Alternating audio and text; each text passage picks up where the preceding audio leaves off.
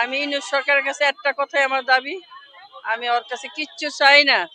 আমার ছেলের কবরটা দেখাইয়া আমার বাড়ির তোলে নিক, আমি কবরটা চাই।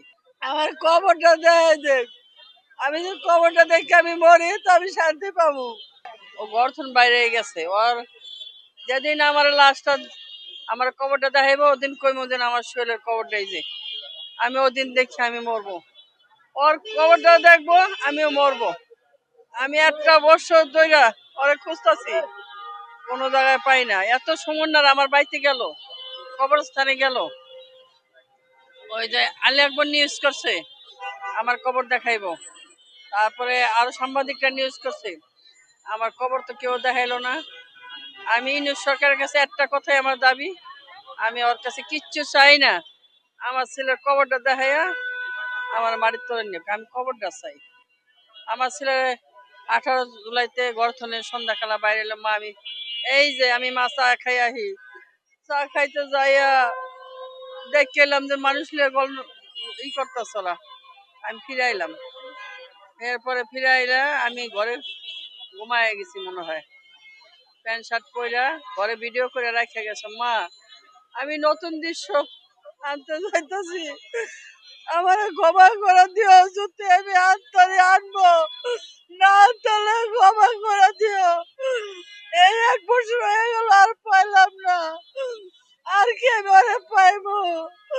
ওরে আমি আর পাইবো না। ওর একটাই দাবি আমার, আমি কবরটা চাই, আমার কবরটা দেয় দেখ, আমি যদি কবরটা দেখে আমি মরি তো আমি শান্তি পাবো। আমি 3 মাস ধরে অসুস্থ, কোনো সমন্বয়রা আমার কাছে এই পর্যন্ত যায় নাই। আমি ঘরে বিছনায় পড়া, আজকে আমি কালকে আমার ছেলের মৃত্যুবার্ষিকী করব, আজকে আমি গছন বাইরে আইছি দেই, আমি খুঁজা ছেলে পাই না, কবরটা পাই। আমি আজকে গছন বাইরে আমি আইছি, আমি তো কিছুই পাইলাম না, আমি তো কিছুই পাইলাম না। সরকার থেকে কোনো সহযোগিতা পেয়েছে? আমি সরকারের তরফে পাইছি, সরকারের তরফে পাইছি পাঁচ, সরকারের তরফে পাই নাই, ছাত্র গঠনে পাইছি 5 লাখ, আর জামাত ইসলামের তরফে পাইছি 2 লাখ, এই পাইছি। এ দেখি একটা একটা বছর হয়েছে আমার ছেলেকে এইটাই কামাইতো, তখন তো হয়তো মরে গেল। তোরা রক্তের উপর দিয়া, তোরা যে সমন্বয় তোরা বয়ে রেছ, আজকে আমার ছেলের মায়েরও খবর তোরা নেস না, আমি কিভাবে দুনিয়া বাঁচতে থাকবো?